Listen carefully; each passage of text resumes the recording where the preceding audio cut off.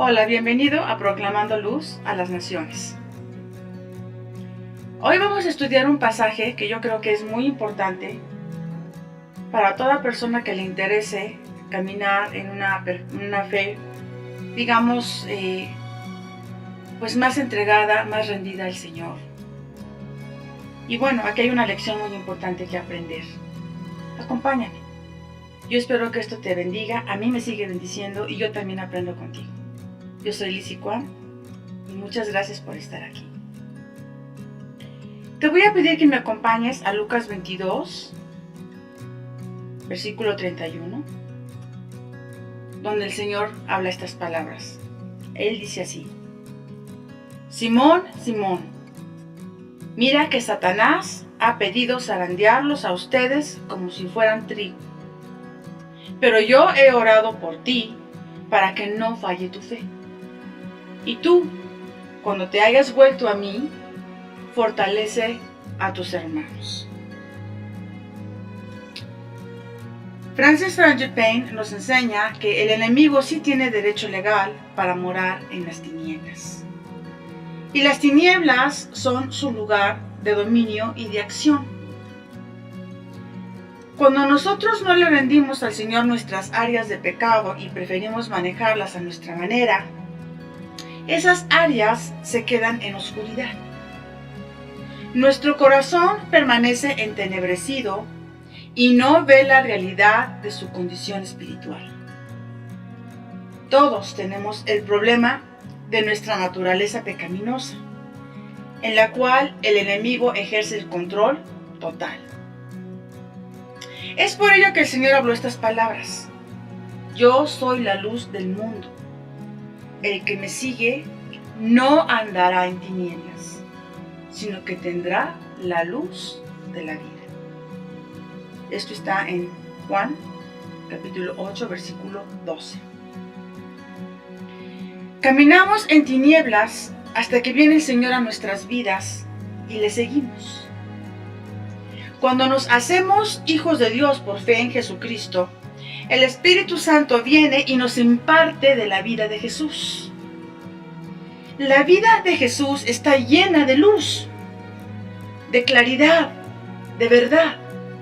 La vida del Señor es revelación a nuestras almas y discernimiento a nuestros espíritus.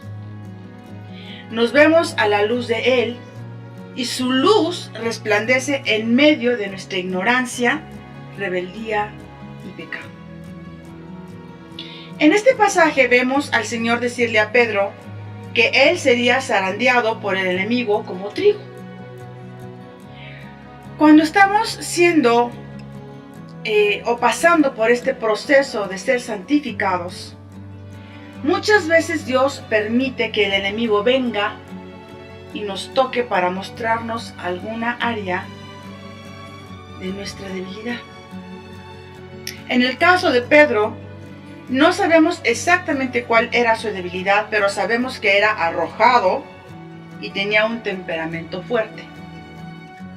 Al parecer era orgulloso e impulsivo. Son en esas áreas de debilidad que el enemigo busca escabullirse para hacernos caer y perder el camino correcto.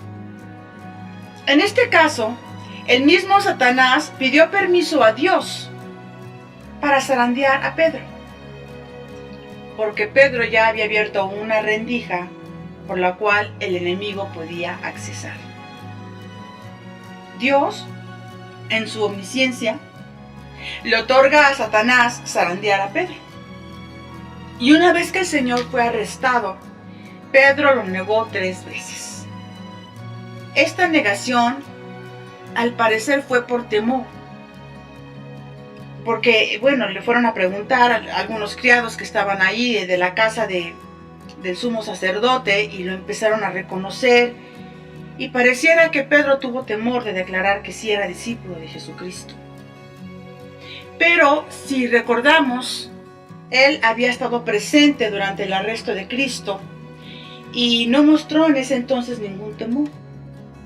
De hecho, él atacó a uno de los criados del sumo sacerdote, le cortó la oreja y el Señor se la restauró. Entonces era arrojado. Por lo tanto, yo no creo que haya tenido temor. Al negar a Cristo, Pedro había sido inducido por el mismo Satanás. Su corazón había sido zarandeado como trigo. La parte consoladora y de gran esperanza para todos nosotros es que Cristo había orado por Pedro para que su fe no le faltara, y una vez que hubiese vuelto al Señor, entonces Pedro fortalecería a sus hermanos. Bueno, esto pasó una vez que el Señor ascendió al cielo. Pero ¿por qué permitió Dios que Pedro fuese zarandeado por el diablo?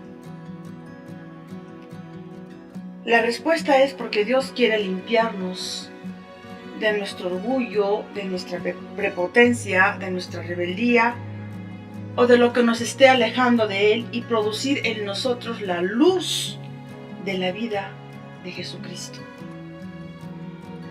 Cuando Pedro vio que el Señor lo miraba de lejos una vez que Él lo hubo negado, recordarás que entonces le vino un gran dolor muy grande en su corazón y se soltó a llorar.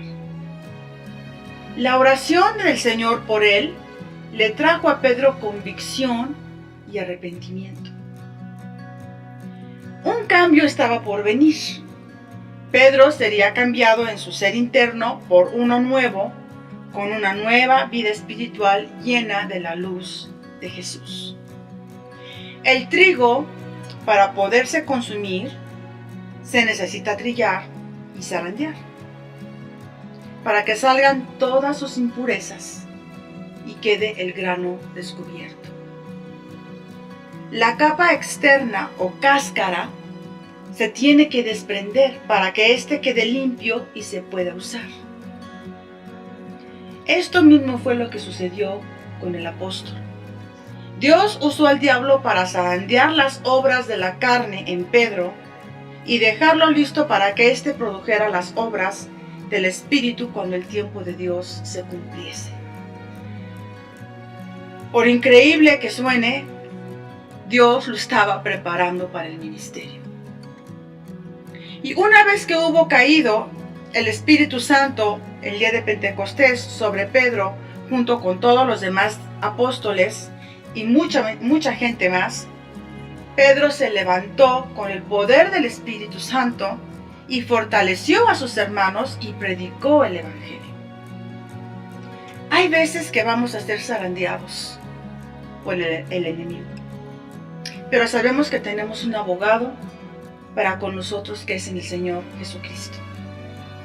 El Señor está junto al Padre intercediendo a favor nuestro para que nuestra santificación sea completa, como lo fue con Pedro, y podamos venir nosotros con los hermanos y produzcamos la luz de la vida del Señor para la gloria de Él y para la edificación del cuerpo y de todo nuestro prójimo.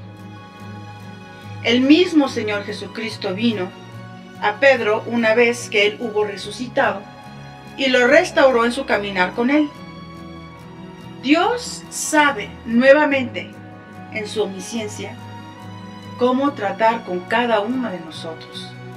Vamos a caer, vamos a fallar, y sí, aún pecamos, pero sabemos que Él mismo nos levantará y nos enseñará sus caminos y nos restaurará para que vivamos en su luz y podamos tener un poquito más de su carácter y podamos también tomar dominio sobre nuestra imperfección, y entonces la nueva creación del Señor sea una realidad en nosotros y se refleje su imagen y su semejanza en nuestro corazón como sus hijos que somos, para que nosotros también podamos ser esa luz que Cristo también fue mientras anduvo aquí en el mundo. Así que yo te animo a que tú te acerques al Señor. Y si caes y si fallas, no te preocupes. Tienes a un abogado que intercede por ti, que te ama y que Él te va a levantar, como lo hizo con Pedro. Que Dios te bendiga. Ojalá que esto te haya bendecido. Nos vemos en la próxima. Hasta pronto.